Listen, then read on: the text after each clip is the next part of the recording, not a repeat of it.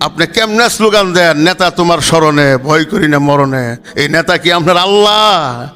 হ্যাঁ, কি বলতে হবে? আল্লাহ তোমার স্মরণে। যেই কথাটা বলে গেছেন কেনা হাজী সাহেব, কত সুন্দর বয়ান দিয়েছেন। আমি মিছিলে থাকবো, আগে থাকবো, হাজার হাজার মানুষ থাকবে, হঠাৎ করে একটা গুলি আসবে, মাথায় লাগবে, আমি হাসতে হাসতে আল্লাহর কাছে চলে যাব। হ্যাঁ, মৃত্যু তো কুত্তায়ও মরে। কথা বুঝছেন না? বুঝছেন না? কি সুন্দর সে হাইসে হাইসে কথাগুলো বলছে। আল্লাহ পাক তাকে জান্নাত নসিব করে। এমন এমন হাজির দরকার বাংলাদেশের ঘরে ঘরে। বাটপার দিয়া ঘর বুঝাই করে লাভ নাই। আল্লাহর খাঁটি বান্দা সন্তানদেরকে বানান। আর কত করবেন? করছেন বহুত। হ্যাঁ, আজকে একটা দেশ পৃথিবীতে আফগানিস্তান, যেখানে দস্তরখানা হোটেলে চলে, যেখানে মেয়েরা বেপরদা নাই, একটা সারাদিন গুলো পাবেন না। হয়তো কাবুলে কিছু পাওয়া যাবে এখনো। একটা লোক দাড়ি চাচা নাই, একটা লোক পাগড়ি ছাড়া না, একটা লোক বেনামাজি না।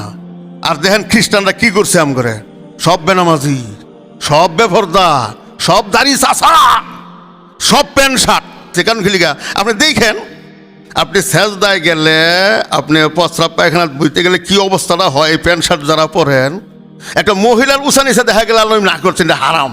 তাহলে প্যান্ট শার্ট দিয়ে আপনারা পরেন, প্যান্টের পরে আপনি একটা পাঞ্জাবি কিনতে পারেন না? কমাস কম এই ফোনটা একটা পাঞ্জাবি কিনে, যাতে সেজদাত গেলে যে টুলফা টুলফি দেখা না যায়। মিয়া কি করবেন জীবনে? কি কি চিন্তা করছেন আপনারা? আফসুস। যদি মরণ না লাগে অসুবিধা নাই। আজ গাড়ির মাগদুবে আলাইহিম আলাদ-দালিন না বলেন কোনো সমস্যা না।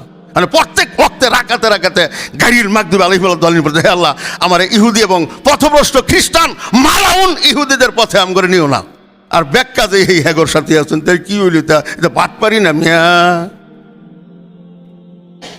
আল্লাহ পাক মাফ করে। আল্লাহ পাক সকল শহীদদেরকে কবুল মঞ্জুর করে। এবং আমাদের হাদি ভাই আমাদেরকে ছেড়ে চলে গেছেন। আল্লাহ প্রতিটা ঘরে ঘরে, প্রতিটা ঘরে ঘরে, প্রতিটা মাদ্রাসায়, প্রতিটা স্কুল কলেজ ভার্সিটিতে আল্লাহ পাক এরকম অসংখ্য হাদি বানাইয়া দাও। ওয়া আখিরু দাওয়ানা আলহামদুলিল্লাহি রাব্বিল আলামিন।